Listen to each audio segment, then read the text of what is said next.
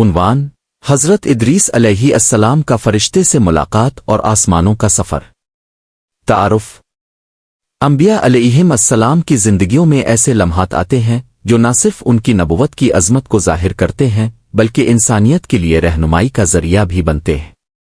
حضرت ادریس علیہ السلام جو علم و حکمت، صبر و استقامت اور اصلاح امت کے لیے مشہور ہے، ان کی زندگی کا ایک حیران کن اور بابرکت واقعہ ہے ان کا حضرت جبرائیل علیہ السلام سے ملاقات اور آسمانوں کی سیر۔ یہ واقعہ قرآن مجید میں بھی ذکر ہوا ہے، وَيَرْفَعْنَا میں وَيْنَالِفُ وَيْلْنَاوَا مریم 57۔ اس اسکرپٹ میں ہم اس عظیم واقعے کو تفصیل پس منظر، قرآنی تفاسیر اور سبق آموز انداز میں بیان کریں گے۔ حصہ 1: حضرت ادریس علیہ السلام کی خواہش۔ حضرت ادریس علیہ السلام کی عبادت، ذکر و فکر اور خدا سے قربت کا یہ عالم تھا کہ آپ کی دل میں یہ شدید خواہش پیدا ہوئی کہ کسی فرشتے سے ملاقات ہو تاکہ وہ اللہ تعالیٰ کا قرب مزید محسوس کر سکیں اور اپنی امت کے لیے مزید ہدایت حاصل کریں۔ آپ کی یہ خواہش اللہ تعالیٰ نے سنی اور حضرت جبرائیل علیہ السلام کو آپ کی خدمت میں بھیجا گیا۔ حصہ 2: حضرت جبرائیل سے ملاقات۔ ایک دن حضرت ادریس علیہ السلام نے تنہائی میں دعا کی، اللہ مجھے اپنے کسی مقرب فرشتے سے ملاقات کی اجازت عطا فرما تاکہ میں تجھ سے قریب تر ہو سکوں۔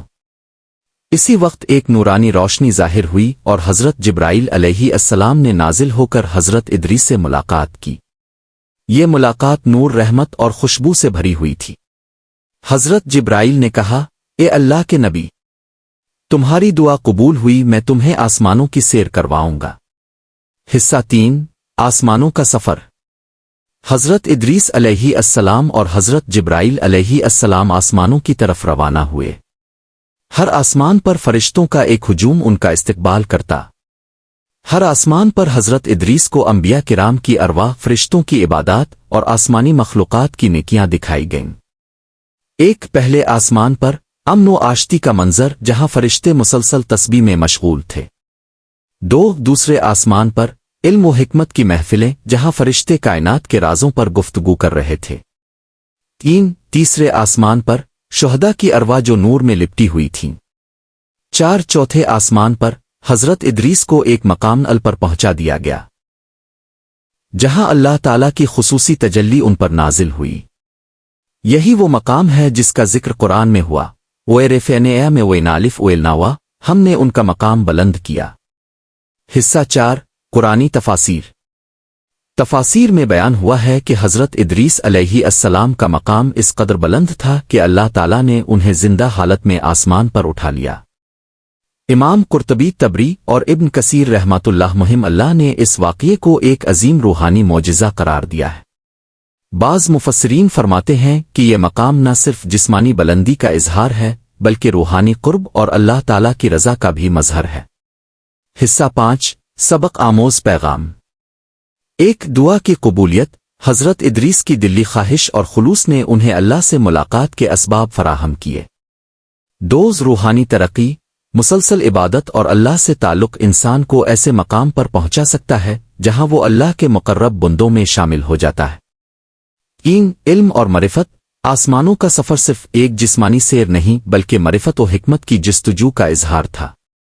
حصہ 6: ڈرامائی انداز میں منظر کشی۔ منظر 1: حضرت ادریس ایک بلند پہاڑ پر تنہا کھڑے ہیں، ہاتھ اٹھا کر دعا کر رہے ہیں۔ آسمان پر نورانی بادلوں سے ایک روشنی نازل ہو رہی ہے۔